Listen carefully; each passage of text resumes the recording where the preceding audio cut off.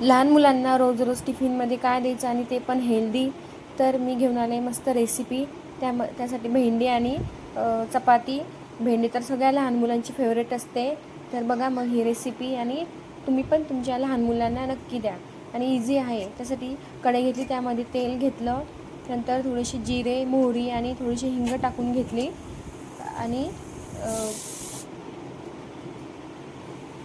मस्त त्याला आता तडका मारून घेतला, मोहरी आणि जिरे. आणि नंतर आपण थोड्याशा मिरच्या टाकल्या.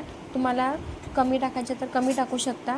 मिरच्या पण चांगल्या तेलामध्ये फ्राय करून घ्यायच्या, आणि नंतर भेंडी टाकायची. भेंडी पण 5 मिनटं चांगली तेलामध्ये परतून घ्यायची.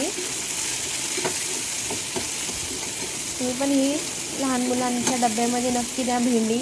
आणि सोबत मी खजूर पण दिले होते. आणि माझ्याकडे चिंच नव्हती, तुम्ही लिंबू टाकला. लिंबूने भेंडी चिकट होत नाही, आणि टेस्ट पण खूप भारी लागते. आणि तुम्हाला वाटलंच तर मॅगी मसाला पण टाका. मी मॅगी मसाला पण टाकला आहे. तुम्ही नंतर मॅगी मसाला टाकू शकता, आणि लहान मुलांना खूप आवडते. तुम्ही पण ही रेसिपी नक्की ट्राय करा. आता मस्त हे टाकून घेतलं लिंबू, आणि आता मीठ टाकून 5 किंवा 7-8 मिनटं त्याला चांगलं परतून घेते भेंडीला.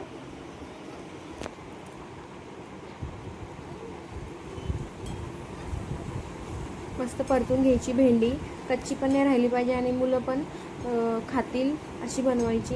इकडे मस्त चपातीचं पीठ भिजवून ठेवलं. आता त्यांना मस्त चपाती बनवते. चपाती पण थोड्याशा छोट्या छोट्याच बनवायच्या. थोडी माझ्याकडून ही पहिली मोठी झाली, तर मी बाकीच्या छोट्या केल्या आहेत पटकन. आणि चपातीला कधी पण तूप लावा, तेल नका लावू, कारण लहान मुलांना हेल्दी पाहिजे तर थोडं तूप लावा. तुपासाठी कंजूसपणा करू नका. आता तवा तापला आहे. आता मस्त चपाती भाजून घेते. मी 2.5 चपाती केली टिफिनसाठी. तुम्ही तुमच्याप्रमाणे चपाती करू शकता. मस्त दोन्हीकडून भाजून घ्यायची, थोडंसं तूप लावून घ्यायचं.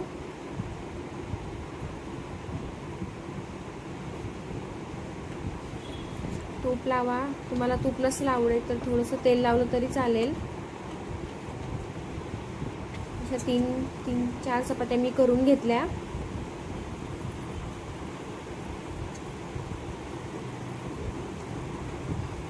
मस्त अशा फुगवून द्यायच्या, आणि त्या नरम पण तूप लावल्याने चपात्या दिवसभर नरम पण राहतात, आणि त्या कडक पण होत नाही. मस्त अशी भाजून घ्यायची चपाती.